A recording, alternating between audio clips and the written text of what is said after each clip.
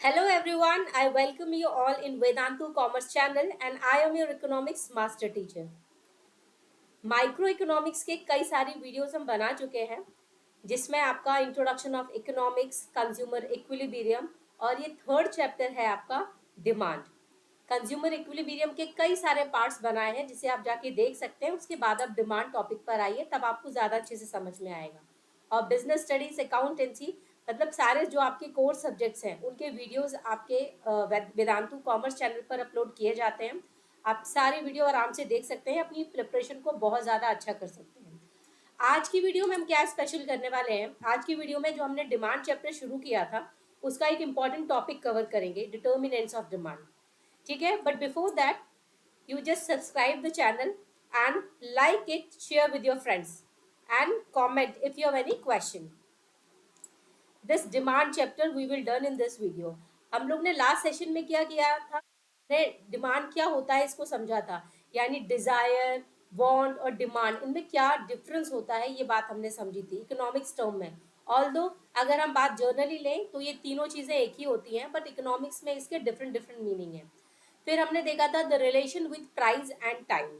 Third हमने देखा था द क्लासिफिकेशन ऑफ डिमांड। ये तीन टॉपिक हमने कवर किए थे लास्ट सेशन में। अब हम यहाँ पर इंडिविजुअल डिमांड और मार्केट डिमांड के बारे में देखेंगे। और क्या देखने वाले हैं उसको एक शेड्यूल के फॉर्मेट में, टेबल फॉर्मेट में देखेंगे हम। ठीक है, इंडिविजुअल डिमांड और मार्केट डिमांड का एक ब्रीफ कॉन्सेप्ट तो मैंने आपको बताया ही था लास्ट वीडियो में, इसमें थोड़ा हम इलेबोरेशन देखेंगे। तो स्टार्ट करते हैं आज का video. Now the classification of demand. अगर हम डिमांड को क्लासिफाई करें तो इंडिविजुअल और मार्केट दो टाइप की डिमांड होती है। इंडिविजुअल में हमने बात किया था जब हम बात करते हैं वन कमोडिटी और वन बायर, यानी किसी एक कमोडिटी की हम बात करते हैं, although number of commodities increase हो सकती हैं। यानी अगर मैं बात यहाँ पेन की करूँ तो इसकी क्वांटिटी इंक्रीज और डिक्रीज हो जाएगी, बट बात यहाँ सिर्फ पेन की ही होगी। और एक बायर होता है, so one commodity and one buyer, ये क्या हुआ इंडिविजुअल डिमांड। और मार्केट डिमांड में क्या होता है, कमोडिटी वन ही रहती है, लेकिन हम जितने भी बायर्स हैं उन सबको इकट्ठा करके उन सबकी जो डिमांड आती है उसको जब हम कैलकुलेट करते हैं उसे हम मार्केट डिमांड कहते हैं। अब डिटर्मिनेंट्स ऑफ डिमांड, ये आपका बहुत ही इंपॉर्टेंट टॉपिक है एग्जाम पॉइंट ऑफ व्यू से भी। डिटर्मिनेंट्स क्या फैक्टर्स हैं जो डिमांड को इफेक्ट करते हैं, कौन कौन से फैक्टर्स हैं। ठीक है, अब डिमांड या तो आपकी इंक्रीज होती है या आपकी डिक्रीज होती है, लेकिन कौन कौन सी ऐसी सिचुएशंस है, कौन कौन से ऐसे फैक्टर्स हैं जो रिस्पॉन्सिबल होते हैं इसके लिए। और इसको भी हम इंडिविजुअल और मार्केट डिमांड दोनों ही फॉरवर्ड्स में, यानी दोनों के ही फैक्टर्स को हम यहाँ पर दोनों ही फैक्टर्स की बात करेंगे। Price of the given commodity, यहाँ इसका मतलब ये हुआ, फॉर एग्जाम्पल हम एक कमोडिटी लेते हैं पेन, तो यहाँ पर हम बात प्राइस की करेंगे। ठीक है, और यहाँ हम क्वांटिटी की करेंगे। तो प्राइस भी इस पेन का ही, फॉर एग्जाम्पल पर पेन प्राइस है 5 रुपीज और हमने कितनी क्वांटिटी ली, 1 2 3 4 एटसेट्रा, जो भी हम क्वांटिटी लेंगे उसकी बात करते हैं। तो यानी उसी स्पेसिफिक गुड की कमोडिटी, क्वांटिटी और प्राइस की जब हम बात करें तो उसे बोला जाता है price of the given commodity. Price and quantity demanded indicates N inverse relation. Inverse मतलब क्या हो जाएगा, ऑपोजिट रिलेशन। यानी प्राइस और क्वांटिटी में रिलेशन कैसा होता है, ऑपोजिट होता है।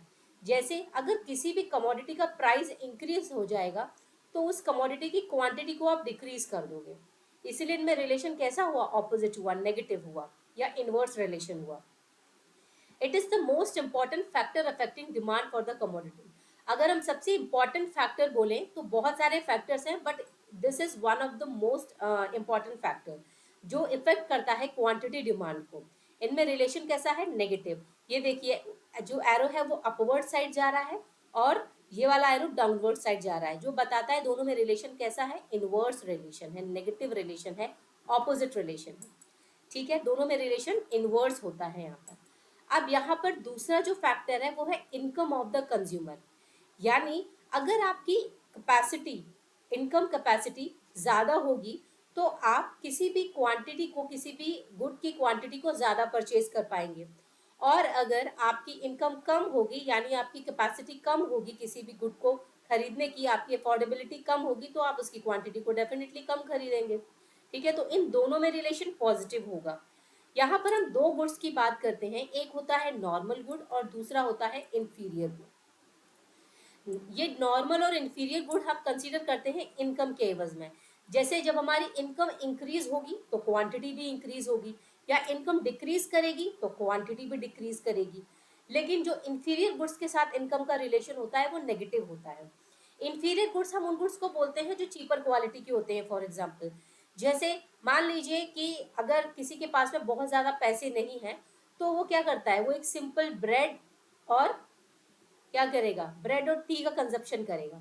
लेकिन जब उसके पास में पैसे आ जाएंगे, फिर वो ब्रेड नहीं खरीदेगा, फिर वो क्या खरीदेगा, फिर वो अपना अच्छा कोई डिश, फॉर एग्जाम्पल फिर वो पनीर का कंजप्शन करना शुरू कर देगा। ठीक है, मैं यहाँ क्यों लिख रही हूँ, क्योंकि ब्रेड के कंपैरिजन में पनीर का प्राइस ज़्यादा होता है। तो फिर क्या करेगा वो, उसका इनकम इंक्रीज होगा तो वो पनीर का कंजप्शन करेगा इंस्टेड ऑफ ब्रेड। तो यहाँ पर ब्रेड को कंसिडर किया गया है एज अ चीपर गुड।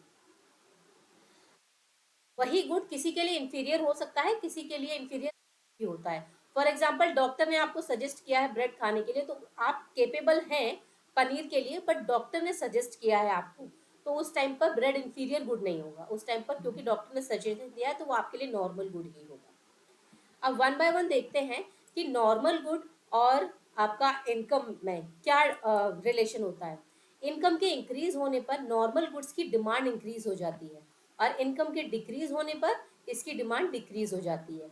तो इन शॉर्ट हम बोल सकते हैं कि नॉर्मल गुड्स और इनकम का रिलेशन पॉजिटिव होता है, लेकिन इंफीरियर गुड में रिलेशन नेगेटिव होता है। इनकम के इंक्रीज होने पर अब आप क्या करोगे, पनीर का कंजप्शन करोगे, अब आप ब्रेड और चाय का कंजप्शन नहीं करोगे। इनमें रिलेशन कैसा होता है, नेगेटिव होता है। फॉर एग्जाम्पल, अगर आपके पास पैसे हैं, इनकम आपकी इंक्रीज हो रही है, तो आप इसकी क्वांटिटी को इंक्रीज करना शुरू कर देंगे। ठीक है, ये मान लीजिए आपका ऑयल है। ठीक है, कौन सा ऑयल है ये आपका, मस्टर्ड है। ठीक है, जिसे आप यूज करते हैं अपने खाना बनाने के लिए। लेकिन अगर आप बात करें पाम ऑयल की, क्योंकि वो सस्ता होता है, तो इनकम अगर इंक्रीज होगी तो उसकी डिमांड अब डिक्रीज करके आप जो एक कॉस्टली है उसको आप इंक्रीज कर देंगे। क्यों कर देंगे, क्योंकि आपको लगता है उसकी क्वालिटी बेटर है और अब आप उसे अफोर्ड कर सकते हैं, इसलिए। नॉर्मल गुड्स में आप ले सकते हैं फुल क्रीम मिल्क। ठीक है, तो इनकम बढ़ी तो आपने फुल क्रीम मिल्क की क्वांटिटी को भी इंक्रीज कर दिया, क्वांटिटी डिमांडेड को इंक्रीज कर दिया। और अगर इसकी इनकम डिक्रीज हो जाती है तो आप क्वांटिटी डिमांडेड भी डिक्रीज कर देते हो।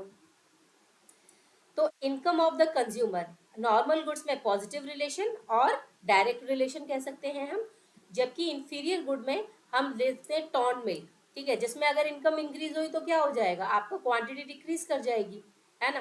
तो यहाँ पर रिलेशन नेगेटिव हो जाएगा, ऑपोजिट हो जाएगा, या इनवर्स रिलेशन हो जाएगा। अंडरस्टूड। अब आता है तीसरा, प्राइस ऑफ रिलेटेड गुड। मतलब रिलेटेड का क्या है, उस गुड के प्राइस, उससे रिलेट करता हुआ कोई गुड होगा जिसकी प्राइस की बात हो रही होगी और जिसका इफेक्ट दूसरी क्वांटिटी पर पड़ेगा। तो यहाँ पर एक है आपका सब्सिट्यूट गुड्स और दूसरा है आपका कॉम्प्लीमेंट्री गुड्स। दो गुड्स हैं यहाँ पर। सब्सिट्यूट गुड्स क्या होते हैं, कि जैसे price of T, demand of T, price of coffee and demand of coffee. अब मानिए कि प्राइस टी का 10 रुपीज है, तो डिमांड टी की कितनी है, 100 यूनिट्स की आप डिमांड कर रहे हो, और इसकी जो कॉफ़ी की प्राइस है वो है 12 रुपीज़, और इसमें आप डिमांड कर रहे हो 70 यूनिट्स की। ठीक है, अब होता यह है कि टी का प्राइस तो कांस्टेंट रहता है 10 ही, लेकिन जो इसकी डिमांड है वो डिक्रीज कर जाती है। क्यों, क्योंकि जो कॉफ़ी का प्राइस है वो 12 से 8 हो गया, यानी अब टी से सस्ती हो गई है कॉफ़ी। तो अब लोग क्या करेंगे, अब लोग इसका कंजप्शन यानी कॉफ़ी का कंजप्शन इंक्रीज कर देंगे। इसीलिए यहाँ पर जो रिलेशन बताया जाता है, अब आप देखिए प्राइस तो इसका कांस्टेंट है, ठीक है, ये चीज महंगी है, बट क्वांटिटी किसकी इफेक्ट कर रही है इसकी, या मैं यूं कहूं कि प्राइस आपका कॉफी का डिक्रीज करा, लेकिन क्वांटिटी आपकी टी की डिक्रीज हो गई। तो यहाँ जो रिलेशन बताया जाता है वो पी एक्स और पी वाई, क्यू एक्स और क्यू वाई। पी एक्स मान लीजिए ये आपका टी है, और पी वाई ये आपका कॉफी है। तो अगर पी एक्स का, पी एक्स महंगा हो गया, अब आप देखिए पी एक्स की जगह, चलिए यहाँ ये मान लेते पी वाई जो कॉफी है हमारी, यहाँ कॉफी लिखती हूँ मैं, इस साइड कॉफी लिखना चाहिए। मान लीजिए पी वाई इंक्रीज हो गया, यानी कॉफी का प्राइस आपका इंक्रीज कर गया, तो आप क्या करोगे, इनका जो ये है क्वांटिटी जो है इसकी कॉफी की, अब आप क्वांटिटी कॉफी की क्या कर दोगे, इंक्रीज कर दोगे, और किसकी डिक्रीज करोगे, आप टी की क्वांटिटी को डिक्रीज कर दोगे। ठीक है, अगर प्राइस कॉफी का इंक्रीज हो गया, या मैं यूं कहूं प्राइस अगर कॉफी का डिक्रीज किया, तो क्वांटिटी टी की आपने डिक्रीज कर दी। यहां पर यही तो हुआ है, एक बार फिर से देखते हैं। जैसे कॉफी का प्राइस आपका क्या हुआ, डिक्रीज कर गया, तो आप टी की क्वांटिटी को डिक्रीज करोगे। क्यों, क्योंकि अब कॉफी सस्ती हो गई, तो कॉफी का क्वांटिटी इंक्रीज कर दोगे इस वजह से। तो यहाँ जो रिलेशन है वो नेगेटिव हुआ ना, जैसे पी एक्स और क्यू एक्स, पी वाई और क्यू वाई।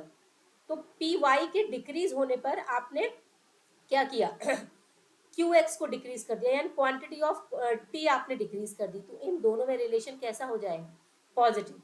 और इसी को ही क्रॉस डिमांड भी बोला जाता है। क्यों, यहाँ देखिए ना, ये क्रॉसली इफेक्ट कर रहा है।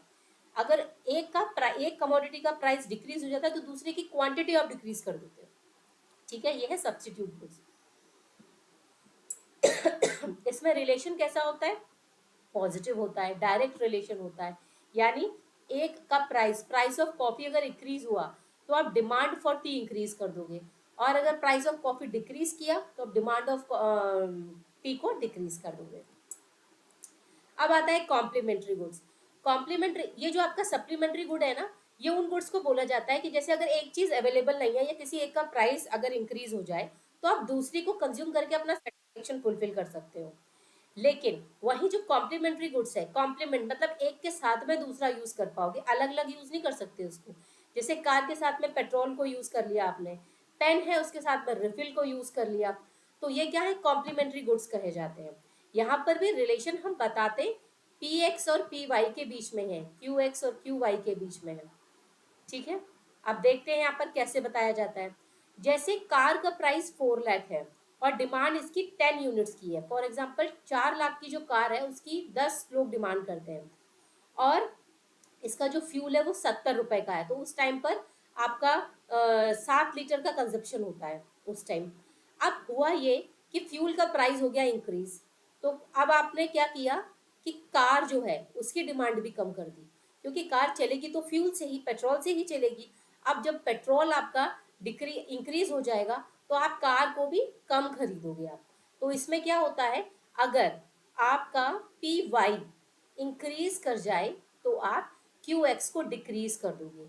तो इन दोनों में रिलेशन कैसा होता है, ये भी आपका क्रॉस डिमांड ही है। ठीक है, इसे भी क्रॉस डिमांड कहते हैं। और इनमें जो रिलेशन होता है वो इनवर्स होता है, यानी अगर प्राइस ऑफ फ्यूल इंक्रीज होगा, तो डिमांड फॉर कार डिक्रीज कर दोगे आप, क्योंकि अब भाई कार भी महंगी पड़ेगी आपको। 4 लाख की कार पड़ेगी, लेकिन फ्यूल आप जितना डलवाओगे वो तो महंगा हो गया ना, इस वजह से। अब फोर्थ फैक्टर है टेस्ट एंड प्रेफरेंसेस। यानी आप बाकी की चीजें छोड़ के ये बताइए कि अगर आपके पास में आपको कोई चीज बहुत ज्यादा पसंद है, तो आप प्राइस कंसिडर नहीं करोगे, इनकम नहीं करोगे, आप उस चीज का कंजप्शन करोगे जो आपको देखने में खाने में अच्छी लगती है, जिसको आप प्रेफर करते हो हमेशा।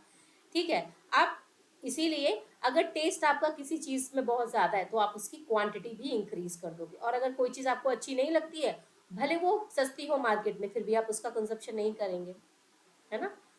ठीक है, तो प्रेफरेंस करेगा, प्रेफरेंस भी अगर आप किसी को प्रेफर कर रहे हो, आप मान लीजिए आप टी को ज्यादा प्रेफर करते हो, तो आप महंगी होने पर भी आप टी खरीदोगे। लेकिन अगर दोनों को आप एक जैसे समझते हो, तो आप सब्स्टिट्यूशन गुड वाले सिनेरियो पर जाओगे। लेकिन अगर आप एक के ऊपर दूसरे को, कोई चाय को ज्यादा पसंद करता है, कोई कॉफी को करता है, अगर आप चाय को करते हो, तो महंगी होने पर भी आप चाय ही खरीदोगे, आप कॉफी का कंजप्शन नहीं करोगे। Then expectation of change in the price in future. For example, ये कोई आपका फोन है, ठीक है। अब मान लीजिए फ्यूचर में ऐसा लग रहा है कि इसका प्राइस इंक्रीज हो जाएगा, फ्यूचर में इंक्रीज होगा। आज ये चीज आपको लग रही है सस्ती है, बट फ्यूचर में इसका प्राइस बढ़ सकता है। तो क्या होगा, इसकी डिमांड इंक्रीज हो जाएगी। आज प्रेजेंट डिमांड इसकी इंक्रीज होगी, क्यों, क्योंकि इसका फ्यूचर प्राइस इंक्रीज होने वाला है। और अगर वहीं अगर हमको ऐसा लगे कि ये फ्यूचर में इसका प्राइस कम हो सकता है, तो इसकी डिमांड आप आज कम कर दोगे। क्यों? क्योंकि आप सोचोगे जब फ्यूचर में सस्ता हो जाएगा तब मैं इस चीज़ को खरीदूँ। इसीलिए इसको हम क्या बोलते हैं, expectation of change in the price in the future. ये आपका एक्सपेक्टेशन, आपकी एक प्रिडिक्शन पर डिपेंड करता है। यानी आप मार्केट को देखकर ये अंदाजा लगा रहे हो कि प्राइस इसका डिक्रीज या इंक्रीज हो सकता है। उस टाइम पर आप अपनी प्रेजेंट डिमांड को वैसे ही फ्लक्चुएट करेंगे। ठीक है, इन दोनों में रिलेशन कैसा है? डायरेक्ट रिलेशन है। एक के इंक्रीज होने पर दूसरा भी इंक्रीज ही होगा, लेकिन एक का फ्यूचर प्राइस इंक्रीज होगा और दूसरा प्रेजेंट डिमांड इंक्रीज होगी। तो ये डिटर्मिनेंट सारे थे इंडिविजुअल डिमांड के। Price of the given commodity, income of the consumer, price of related good, taste and preferences, expectation of change in the price in future. ये 5 फैक्टर्स हैं जो individual demand को इफेक्ट करते हैं। पर तीन, ये जितने फैक्टर्स हमने बात की है, इन फैक्टर्स को इंक्लूड करके 3 फैक्टर्स और हैं, जैसे size and composition of population. ये आपका फैक्टर है। जैसे मानिए कि अगर पॉपुलेशन बहुत ज़्यादा बढ़ जाती है तो डिमांड ऑब्वियसली इंक्रीज होगी, प्राइस कांस्टेंट रहे, इनकम कांस्टेंट रहे। लेकिन जब लोग ज़्यादा बढ़ जाएंगे तो अब डिमांड भी तो इंक्रीज होगी ना उसकी, डेफिनेटली। तो एक फैक्टर ये हुआ। यहाँ हम बात किसकी कर रहे हैं? यहाँ मार्केट डिमांड के रिमेनिंग फैक्टर की।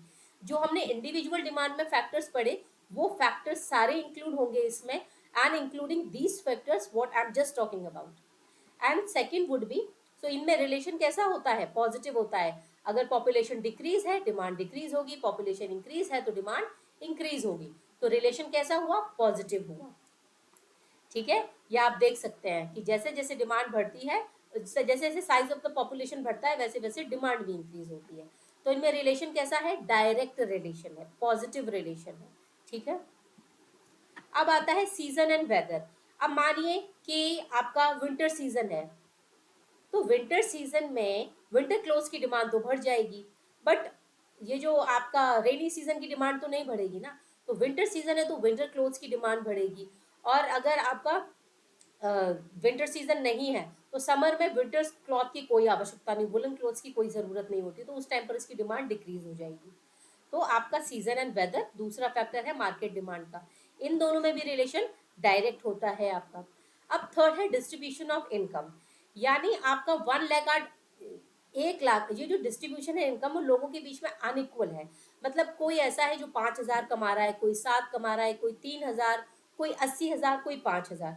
तो अनइक्वल डिस्ट्रीब्यूशन है यहाँ पर। तो आपका जो फोर्थ फैक्टर होता है वो भी डिमांड को करता है। अब मानिए कि सभी लोगों के पास में इक्वली पैसे होते, फॉर एग्जाम्पल 20-20 हज़ार सबके पास में होते रुपए, तो क्या होता कि अगर एक मान लीजिए 15,000 का एक मोबाइल फोन अगर आ रहा होता, तो सभी की अफोर्डेबिलिटी होती खरीदने की।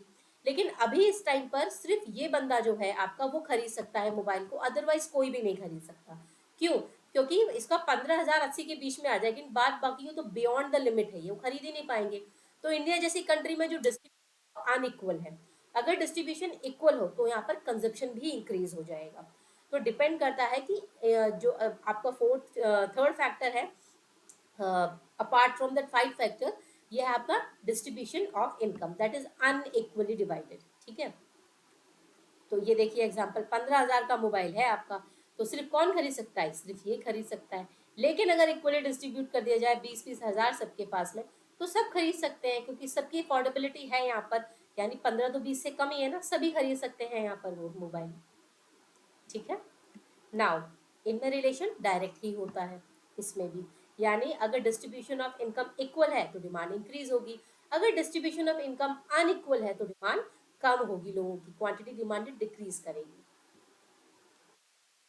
तो ये हुआ डिटर्मिनेंट्स ऑफ मार्केट डिमांड।